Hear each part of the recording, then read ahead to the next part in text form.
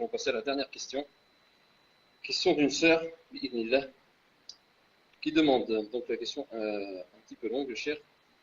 Donc voilà, la sœur demande qu'Allah fasse miséricorde et vous élève en degré. Depuis quelque temps, mes parents ne sont plus satisfaits de ma pratique religieuse, alors qu'ils sont musulmans sur la sunna, incha'Allah.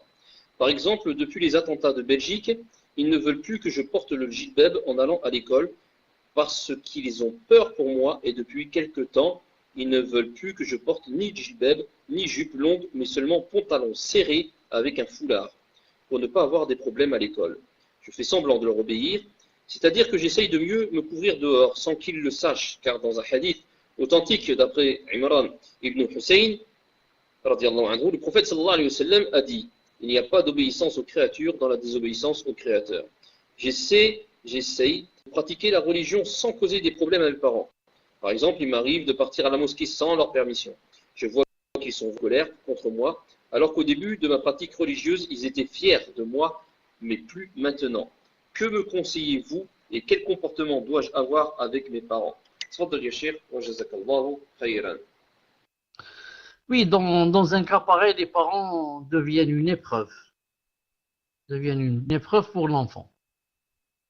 Et comme il dit ici la personne, il y a d'obéissance aux créatures dans la désobéissance au Créateur.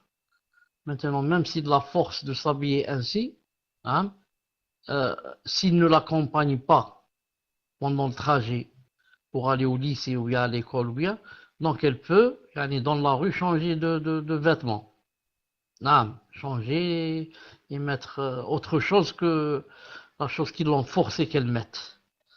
Donc, craindre Allah subhanahu wa ta'ala autant que personne puisse. Mais c'est quand la personne peut, il ne fait rien que dans l'acier et dans le péché. Mais si par contre, on la force et elle est dépassée, elle est dans la contrainte, elle aura plus ou moins une excuse de moins qu'elle va rencontrer Allah subhanahu wa ta'ala. Surtout si dans le cœur, elle déteste la chose qu'on l'a forcée.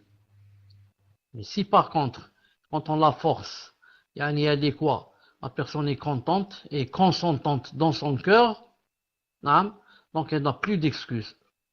Et surtout si elle peut, en cachette, pratiquer, elle ne le fait pas. Elle ne le fait pas. Donc, il faut, pour celui dont les parents le forcent à faire une chose et qu'il sait qu'il n'a pas d'autre solution, alors celui-là, à la rigueur, quand il est seul et en cachette, il doit leur désobéir pour obéir à Allah subhanahu wa ta'ala. Ce que cette sœur doit savoir, en particulier, en général, toutes les femmes,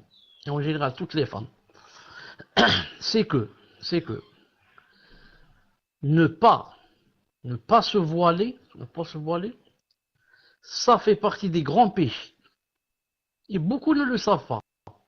Beaucoup croient que, si la personne se voile, alhamdoulilah, si elle ne se voile pas, elle n'a pas fait quelque chose de grave.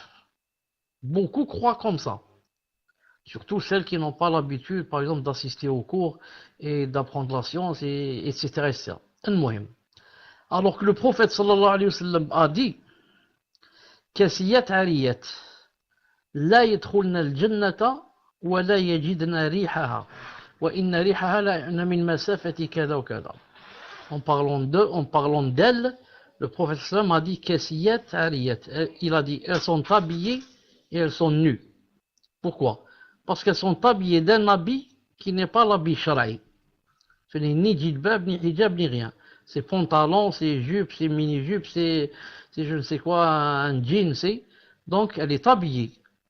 Mais n'étant pas un habit shara'i, donc pour Allah Ta'ala, elle est nue. C'est pour ça qu'il a dit kasiyat, habit, ariyat, nue.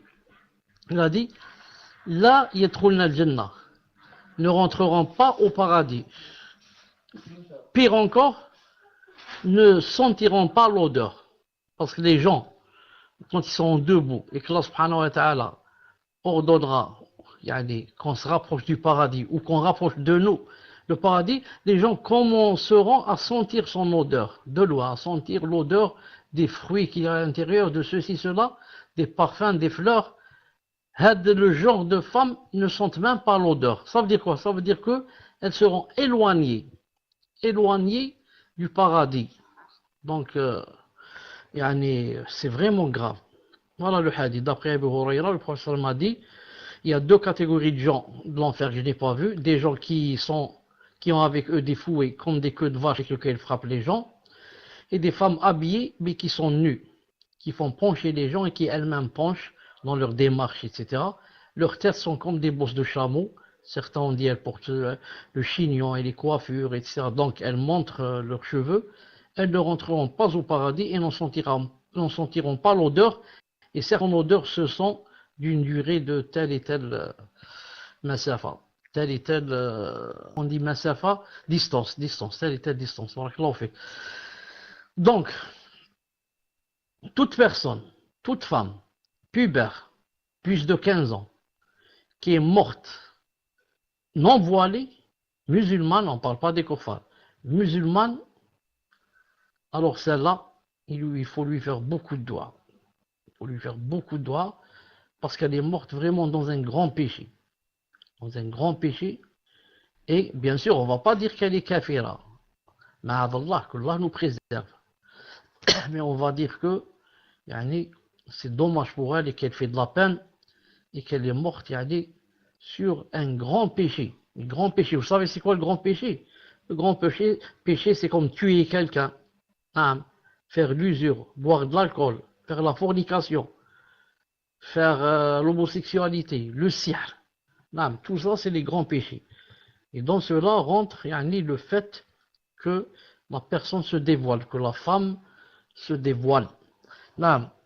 Donc, c'est pour ça que tout à l'heure j'ai insisté, j'ai dit que s'il te force, au moins fais la chose en cachette. Au moins en cachette.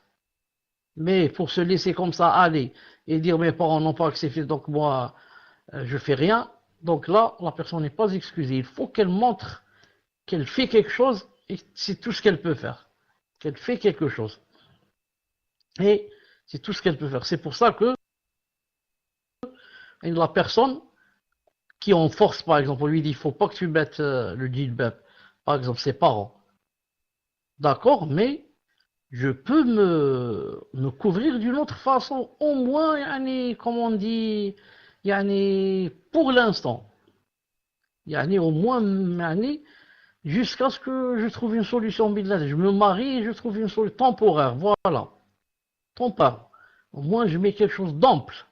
Je ne mets plus le pantalon. Non, je ne mets plus le pantalon, je ne mets plus le court. Je mets quelque chose de long. Je cache mes cheveux avec un foulard, avec je ne sais quoi. Je laisse pas mes cheveux, les gens les voient. J'essaie de cacher mon cou. Question de poitrine, sur ma poitrine, je ne mets pas des choses serrées contre ma poitrine, mais je me d'ample.